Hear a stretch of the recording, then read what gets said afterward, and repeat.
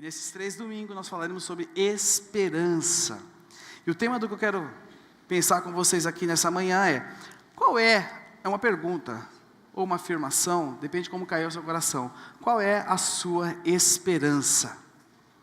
Eu gostaria de convidar que você abrisse sua Bíblia comigo, em Salmo de número 40, verso 1, Salmo de Davi, o momento em que ele recebe uma resposta de Deus à esperança dele.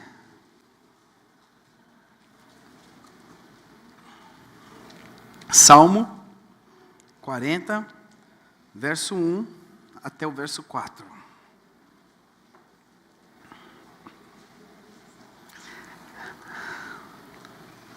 O tema fala aqui: para o mestre de música davídico, um salmo. Eu gosto de chamar que isso aqui é a resposta à esperança de Davi.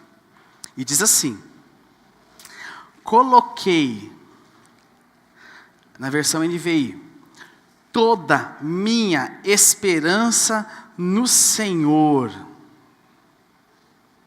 e Ele se inclinou para mim, e ouviu o meu grito de socorro. Então vamos começar de novo a leitura. Davi falando, coloquei toda a minha esperança no Senhor. E aí a resposta: e Ele se inclinou para mim, e ouviu o meu grito de socorro. Ele me tirou de um poço de destruição, de um atoleiro de lama, pôs os meus pés sobre uma rocha e firmou-me num lugar seguro, pôs um novo cântico na minha boca, o hino de louvor ao nosso Deus. Muitos verão isso e temerão e confiarão no Senhor. Como é feliz o homem que põe o que no Senhor, irmãos? E não atrás dos orgulhosos, dos que se afastam para seguir deuses falsos. Pai, nós queremos te agradecer pelo privilégio, meu Pai, de podermos ter a tua presença em nosso meio. Espírito Santo, essa é a tua igreja. Esse é o teu momento. Que nós vamos ouvir aqui, que não seja fruto de um estudo, nem um esforço humano para cativar corações, mas que nós vamos ouvir aqui seja a tua manifestação, renovando a esperança no coração dos teus filhos, trazendo sobre eles uma nova condição. Pai, obrigado por este momento, e que seja uma manhã de liberdade na tua presença, em nome de Jesus, amém. Esse Salmo de Davi, Salmo de número 40, ele é uma resposta de Davi à esperança dele. Então ele começa falando no verso 1 e no verso 2, ele deixa claro que Deus tirou-o do desespero. No verso 2, ele fala que Deus colocou os pés dele em solo firme. E do verso 3 ao verso 5, ele deixa claro que Deus deu a ele uma nova canção. Davi mostrando através de um salmo o manifestar de Deus na vida dele, naquilo que ele esperava. E lendo o significado de esperança no dicionário, diz assim: esperança, eu não sou muito bom em negócio de substantivo, mas é um substantivo feminino que indica o ato de esperar. Certo, professor de português? Obrigado. Esperança é o substantivo feminino que indica o ato de esperar alguma coisa. Quem é que espera alguma coisa? Levante a mão comigo. Levante os pés também, irmãos. As duas mãos. Joga a Bíblia para cima. Pode ser também um sinônimo de confiança. Ter esperança é acreditar que alguma coisa muito desejada vai acontecer. Esperança é igual a esperar. Esperança é igual a esperar. E todo mundo está esperando alguma coisa. Todos nós esperamos alguma coisa da nossa vida. Todos nós esperamos a resposta de uma oração. Todos nós, sendo aquilo bom ou ruim, estamos esperando alguma coisa. Agora, todos nós também esperamos alguma coisa em Deus. E eu te pergunto nessa manhã, o que você espera em Deus? O que você tem esperado em Deus? O que você tem esperado em Deus? O que tem sido o alvo das suas orações nesses dias? O que você tem perseguido? O que você tem esperado em Deus? Mas também eu tenho uma pergunta que é o inverso. O que Deus espera de você? Em decorrência da sua vida com Ele, do seu dia a dia, o que Deus tem esperado? Será que você já parou para se atentar a isso? Outra pergunta, e como minha vida, e como a sua vida, pode ser uma vida satisfeita? Como a sua vida pode ser uma vida satisfeita, se Deus não lhe der o que você está esperando? Como a sua vida pode ser uma vida satisfeita se Deus não lhe der? Presta atenção, irmãos. Não lhe der o que você está esperando. E como você pode ser satisfeito se apenas esperar o que Deus espera de você? São algumas perguntas que parecem não tem muito sentido na esfera da espera. Mas nós precisamos entender, meus irmãos, e ter claro o que temos esperado. Será que você já perguntou para Deus? Senhor, o que eu estou esperando, eu realmente devo esperar? Muitas coisas que nós alimentamos esperança, muitas vezes são sonhos e desejos que vão nos afastar de Deus, que vão nos dar caminhos alternativos. E nós temos que ter claro isso em nossas vidas. Aquilo que eu espero, Senhor, eu realmente devo esperar? É uma oração difícil de se fazer. Mas nós temos que ter isso claro em nossas mentes. Aquilo que eu espero, eu realmente devo esperar? Sabe, meus irmãos, não existe espera se não houver objeto da espera. Não existe esperança se não houver objeto da esperança. Porque quem espera, espera alguma coisa. Quem espera, espera algo que lhe aconteça. Nós vimos Davi fala o seguinte: coloquei toda a minha esperança no Senhor. Depois vem a resposta desta esperança, do que aconteceu com ele. Ele se inclinou para mim e ouviu meu grito de socorro. Eu não quero falar do contexto desse salmo, senão nós vamos estender muito. Mas só para nós vermos a resposta. Ele me tirou de um poço de destruição, de um atoleiro de lama, pôs os meus pés sobre uma rocha, deu segurança para ele. Fala assim, firmou-me num local seguro.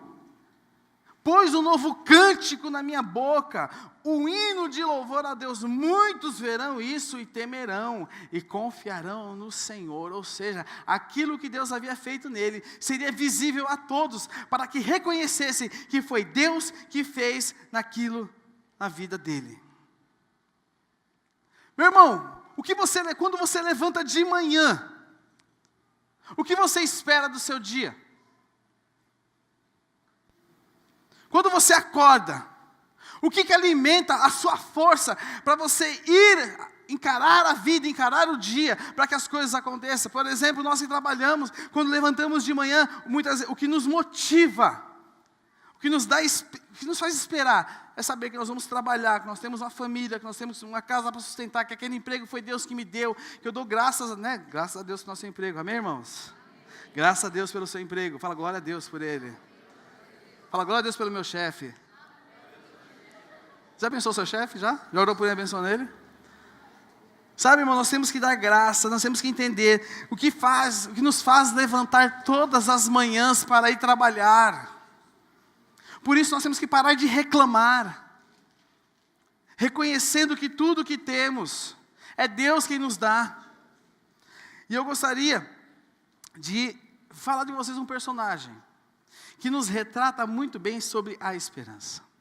A Bíblia nos mostra muitos homens e mulheres que esperaram alguma coisa. Homens e mulheres que esperaram alguma coisa. E nos mostra dentro desses homens e dessas mulheres tempo em que essas pessoas esperaram. porque elas tinham esperança. Eu queria ler com vocês, lá no livro de Josué, capítulo 14, o nome desse cara é Caleb. O nome desse homem é Caleb, que esperou. Caleb esperou 45 anos para receber a promessa que Deus havia lhe feito. E eu quero te perguntar algo aqui, meu irmão. Quem tem uma promessa de Deus sobre a sua vida, levante a sua mão comigo aqui. Eu tenho promessa. Tem promessa de Deus sobre a sua vida? Meu irmão, nessa manhã você vai sair daqui esperando, sorrindo e confiando, porque Deus é fiel às promessas dEle. Josué 14, verso 6, diz assim. Achou aí? Por isso, naquele dia, Moisés me jurou: certamente, a terra em que você pisou será uma herança perpétua para você e para quem? Os seus descendentes. Porquanto você foi inteiramente. Josué 14. Perdão. É que é o 9 ao 6 ao contrário, né, irmãos? Vocês têm que ter paciência comigo hoje, irmãos. Sabe como eu levantei hoje? Rolando da cama, caí no chão, assustado, e levantei e vim para cá. Então vocês têm que ter paciência comigo. Então, né, gravação aí, beleza? Josué, capítulo 14. Eu marquei 6 aqui, mas é 9. Ainda bem que vocês estão prestando atenção. Vocês não estão fingindo que estão lendo, né? Vocês fingindo que estavam lendo, você, glória a Deus. Josué, capítulo 14, verso 9. Agora sim. E diz assim, olha o que Caleb fala. Por isso, naquele dia, Moisés me jurou, certamente, a terra em que você pisou será uma herança perpétua para você e para os seus descendentes. Porquanto você foi inteiramente fiel ao Senhor, o meu Deus. E Caleb fala: pois bem, o Senhor me manteve vivo, como prometeu. E foi há 45 anos que ele disse isso a Moisés, quando Israel caminhava pelo deserto. Presta atenção, irmãos. Eles caminhavam pelo deserto, e Deus estava prometendo sobre Caleb algo que eles não tinham perspectiva de quando iria entrar, e nem de quando ia acontecer. Você pode estar aqui nessa manhã caminhando no deserto, sem expectativa de quando vai acontecer na sua vida, sem saber quando e como e que maneira Deus vai usar. Mas a fidelidade de Deus se estende e realiza a promessa dEle. Por isso, aqui estou hoje. Qual a idade, irmãos? 85 anos de idade. Ainda estou tão forte como no dia em que Moisés me enviou. Tenho agora tanto vigor para ir à guerra, como tinha naquela época. Dê-me, pois, a região montanhosa que naquela ocasião o Senhor me prometeu. Na época, você ficou sabendo que os Enaquins lá viviam com suas cidades grandes e fortificadas. Mas se o Senhor estiver comigo, eu os expulsarei de lá, como Ele prometeu. Então Josué abençoou Caleb, filho de Jefoné, e lhe deu Hebrom por herança. Por isso, até hoje, Hebrom pertence aos descendentes de Caleb, filho do quenezeu Jefoné, pois ele foi inteiramente fiel ao Senhor, o Deus de Israel. Hebrom era chamada Kiriat Arba, em homenagem a Arba, o maior dos Enaquins. 85 anos. Nós estamos falando de uma espera de 45 anos Quem aqui tem 45 anos? Até 45 anos. Até 45 anos. Pergunta melhor, né, seu Carlos? Até 45 anos. Teus irmãos, que será? Olha, de volta até indignado, né? Eu também achei estranho, mas tudo bem. Caleb teve 45. Eu não vou... Caleb esperou... Não, Caleb teve 45 anos de esperança.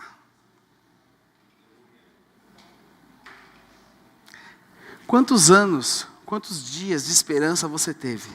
Você tem? Talvez você esteja esperando algo acontecer na sua vida. Talvez a promessa de Deus se esteja na sua casa, na sua família. Talvez a promessa de Deus seja sobre o seu ministério. Talvez a promessa de Deus seja sobre os seus filhos, sobre os seus pais. Seja sobre a sua vida profissional, seja sobre a sua empresa. Eu não sei, seja sobre a terra que Ele vai te dar, a sua casa. Eu não sei qual é a promessa de Deus sobre a sua vida, meu irmão. Mas a palavra me mostra que dentre outros homens, Caleb teve 45 anos de esperança, aonde ele ficou aguardando durante 45 anos que se cumprisse a palavra que Deus falou para ele. E esse contexto de história nos fala que somente Josué e Caleb da geração passada é que entraram na terra prometida. E Caleb, com 85 anos, quando falou, o Senhor me prometeu, Josué, me dá a terra. Ele foi até aquele lugar, e lá viviam gigantes. E Caleb se apropriou daquele lugar, porque aquele lugar era a promessa de Deus na vida dele. Eu não sei que promessa de Deus existe sobre a sua vida, mas o que eu quero falar para você, que nós temos que ter esperança naquilo que o Senhor nos prometeu, que nós temos que esperar. A espera faz parte da promessa de Deus. Quem vive sustentado por promessas de Deus, vive agarrado à esperança. Caleb ficou 45 anos agarrado à esperança que Hebrom seria dele. E não importa, meu irmão, pelo que ele passou no deserto, não importa o que ele enfrentou, o que importa é que Caleb confiou e esperou. Nós esperamos 2 dias, já estamos chorando, desanimado, triste, não quero mais ir na igreja, não gosto, a oração do pastor é fraca. Fabiana, é verdade. Um dia, estou tão desanimado, acho que não vai dar mais nada certo na minha vida. Nós temos que confiar naquele que nos prometeu algo. Nós temos que confiar que Deus vai fazer aquilo que Ele nos prometeu. Sabe, meus irmãos, esperar é viver no tempo presente, esperando um futuro que pode se tornar imediato. Porque a qualquer momento Deus pode liberar a promessa dele sobre as nossas vidas. E esse futuro é tão concreto, que ele pode ser hoje, que ele pode ser agora, que ele pode ser quando você for se reunir com a sua família na sua casa, e você ali no momento fazer um apelo e aceitar Jesus. Pode ser a qualquer momento. Por isso chama-se esperar. A esperança, meus irmãos, é a prontidão por um futuro que começa agora e que começa aqui. Começa aqui, no seu hoje. Nós temos que entender que a esperança faz parte das nossas vidas, porque nós cremos num Deus que promete e que faz. Aquele povo que ficou pelo deserto não creram na promessa de Deus. Mas será que eu vou ver? Será que meus olhos irão ver a promessa de Deus se concretizando na minha vida? Eu queria te falar algo. As promessas de Deus vencem a morte. Você verá com seus olhos aquilo que Deus te prometeu acontecer, porque fiel é aquele que promete. Nós temos que ter isso vivo em nossos corações. Passaram-se 45 anos na vida de Caleb, e eu fico imaginando como Caleb acordava de manhã. Pode ser hoje. Como Caleb acordava de manhã, irmãos? 45 anos. Eu vi aqui que quase ninguém aqui tem menos de 45 anos, né? Vou fazer a pergunta de novo. Quem aqui tem menos de 45 anos? Aumentou. Espantoso isso. Espantoso isso, irmãos. Você que tem menos de 45 anos, Caleb esperou, talvez, a sua idade. Você tem menos de 40, a sua idade mais um pouco. Eita Deus! Que o Caleb entrou na terra com a sua idade com 80, mais 6. Podia fazer um teatro com a dona Rita aqui para a gente imaginar Caleb. Né, dona Rita? Aí colocava um gigante aqui, e Caleb lutando com o gigante. Mas eu fico imaginando o Caleb acordando todo dia. Sabe que Caleb acordava assim, meu Deus, esse deserto, esse calor, Jesus, será que eu vou conseguir? Aquela promessa que Deus me fez, será que vai rolar? Estou tão desanimado, Caleb. Falando para Josué, estou tão desanimado, cara. Josué, estou tão desanimado. Por que, Caleb? Não sei, a terra, acho que não vai rolar, acho que Deus esqueceu de mim. Sabe que Caleb fazia isso, irmão? Sabe que Caleb cria, ele acordava todos os dias, vai ser hoje. Aí chegava no final do dia, não foi hoje, vai ser amanhã. Vai ser amanhã. Vai acontecer. Ele cria, ele esperava, nós precisamos aprender a esperar. Hebreus 10, 23. Marque, grife isso na sua Bíblia. Coloque a mãozinha apontando assim. Coloque um balão. Coloque florzinha ao redor, marca a página. Pega o marcador da Bíblia, cola ele em Hebreus 10, 23 e fala o seguinte. Achou aí?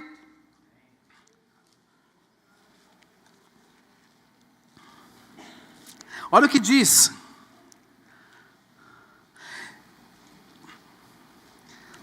Se Caleb estivesse vivo na época que Hebreus foi escrito, eu falaria que Caleb escreveu Hebreus. Porque olha que ele fala, olha que o escritor de Hebreus fala aqui. Apeguemo-nos, como? Com fraqueza. Mais ou menos. Meia boca. Apeguemo-nos como?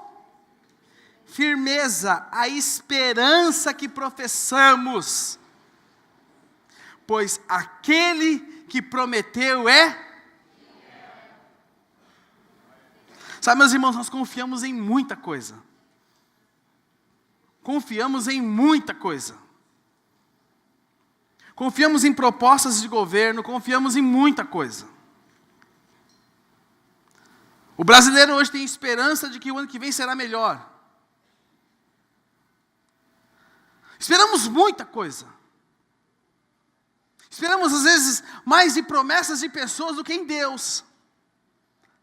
As pessoas nos prometem as coisas, às vezes, eu confio mais no que uma pessoa me fala do que aquilo que Deus me falou. Nós esperamos muitas coisas, porém nós nos esquecemos em quem nós devemos realmente confiar. Salmo 33, 20 diz, nossa esperança está no Senhor, Ele é o nosso auxílio e a nossa proteção, a sua confiança está no Senhor, Ele é o seu auxílio e o seu protetor. A tua esperança é Deus, não é algo material, não é algo que podem fazer para você, a sua esperança é Deus. Apóstolo Paulo, lá em 1 Timóteo capítulo 1, de 1 a 2, ele fala o seguinte para o jovem discípulo dele. Olha o que o apóstolo Paulo começa escrevendo ao seu discípulo. Paulo, apóstolo de Cristo Jesus, por ordem de Deus, nosso Senhor, e de Jesus Cristo, a nossa esperança. A nossa esperança é Deus. Qual é a sua esperança? É alguma coisa? É uma promessa? Ou é aquilo que Deus te falou?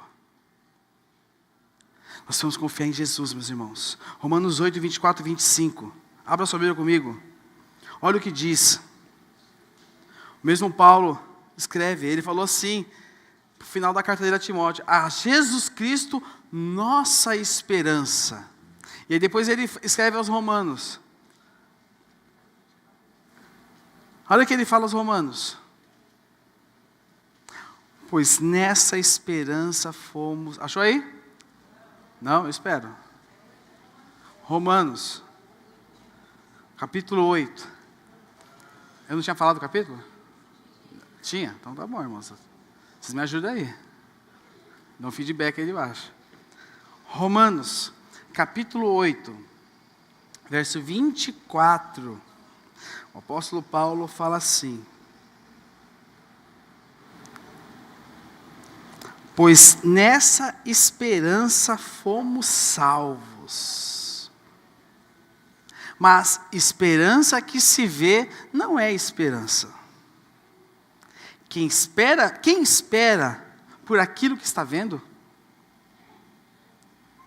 Mas se esperamos o que ainda não vemos, aguardamo-lo pacientemente. Sabe, meus irmãos, nós esperamos no Senhor. A igreja espera o quê? A volta do seu Senhor. A noiva está esperando a volta do noivo. Nós precisamos entender que a nossa esperança está no Senhor. O Senhor é a nossa esperança. E nós, sendo esse povo que espera no Senhor e que Ele é a nossa esperança, nós precisamos entender que nós somos promotores de esperança. Eu sei que Deus tem muitas promessas na sua vida. Eu sei que Deus te prometeu muitas coisas. No aspecto da sua família.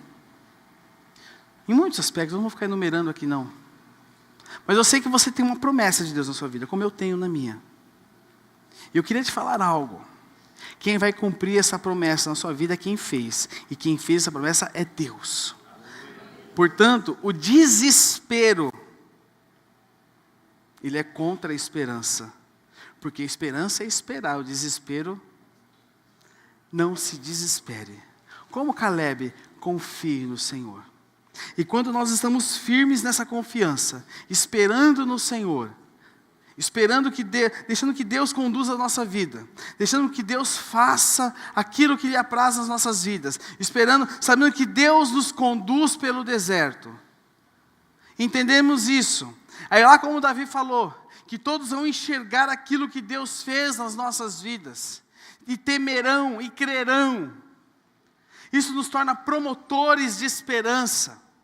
Eu queria te falar algo, você é um promotor de esperança, sabia disso? Você é um semeador de esperança. No teu redor, no seu dia a dia, eu tenho certeza que existem muitas pessoas desesperadas. No seu contexto de trabalho, existem muitas pessoas desesperadas, pessoas que não têm esperança, pessoas que esperam de acordo com promessas de outros, pessoas que não têm esperança em sua vida, pessoas que neste momento estão chorando e pedindo para que alguma coisa maior aconteça na vida delas. Você é um promotor de esperança. Você pode mudar a vida de uma pessoa com Jesus Cristo. Você tem o que essas pessoas precisam. E o que essas pessoas precisam é de Jesus Cristo. Você pode chegar até elas e mostrar a elas a esperança. Sabe, meus irmãos? Muitas vezes nós somos tão egoístas naquilo que esperamos. Tão egoístas naquilo que cremos. Que achamos que Deus foi feito para mim. Deus foi feito para mim. Deus foi feito para cumprir os meus desejos. E quando alguma coisa acontece, beleza, tiquei a lista, próximo é esse aqui, Senhor. E temos um Deus particular. Aliás, não temos um Deus, temos um servo. Porque muitas pessoas têm a Deus como um servo seu, que tem que fazer aquilo que Ele pediu. Irmãos, eu já vi gente dando bronca em Deus, já viu isso? Eu já vi gente de mal, já viu isso? De mal de Deus, vai dar de bem de quem? Está de mal de Deus, vai estar de bem de quem? Por quê? Porque trata Deus como o Deus da lâmpada mágica. O Deus da lâmpada que eu vou esfregar e ele vai sair para fora e falar, né, graça e paz. Deus fala graça e paz, tudo bem com você? Eu estou bem, você também está bem? Então o que você precisa de mim? As pessoas tratam Deus assim, como um servo, o gênio da lâmpada mágica.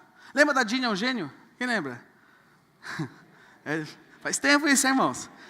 Então é verdade, tem muita gente aqui com mais de 45 anos, irmãos. É verdade, você Edivaldo. Acabei de entender aqui. Eu não lembro o nome do cara. Qual é o nome do cara que era o dono dela lá? Eu não lembro o nome dele. Vocês lembram? Do cara que tinha lâmpada. Todo mundo esqueceu da amnésia, todo mundo agora, né?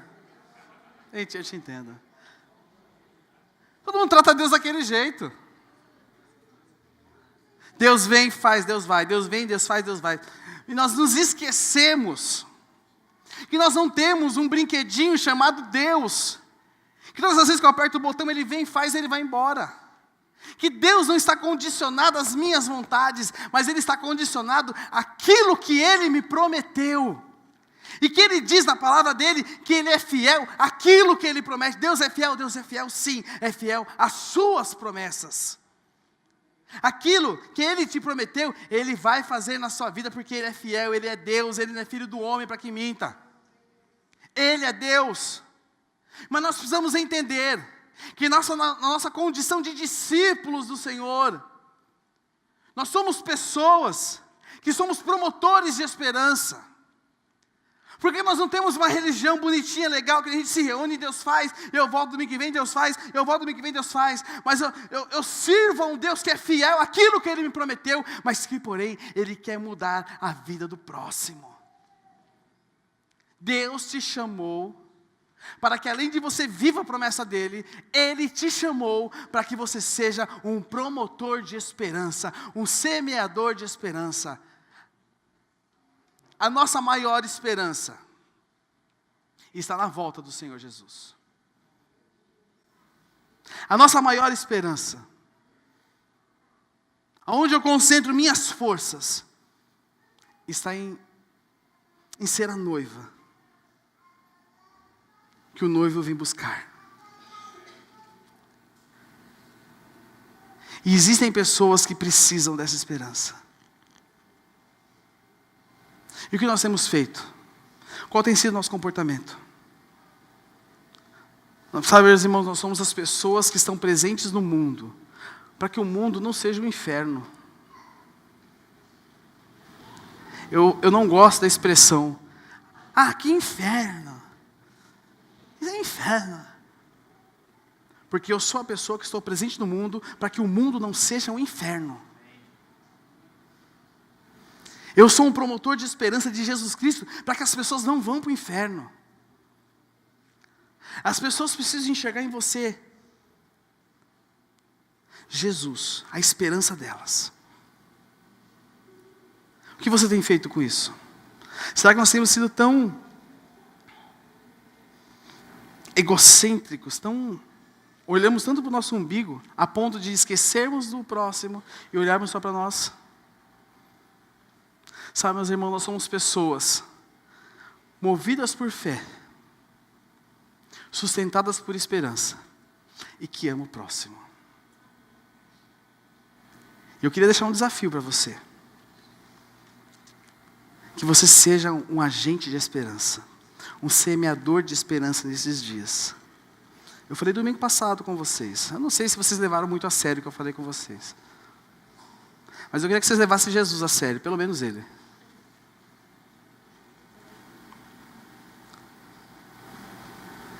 O Senhor espera. Sabe como Jesus se move hoje? Através da igreja dele. Nós cantamos semana passada, somos seus pés, somos suas mãos. Vocês lembram disso? Foi bonito, foi gostoso. Mas aí, ficou no domingo passado? Ou vai ser verdade? Eu queria desafiar você.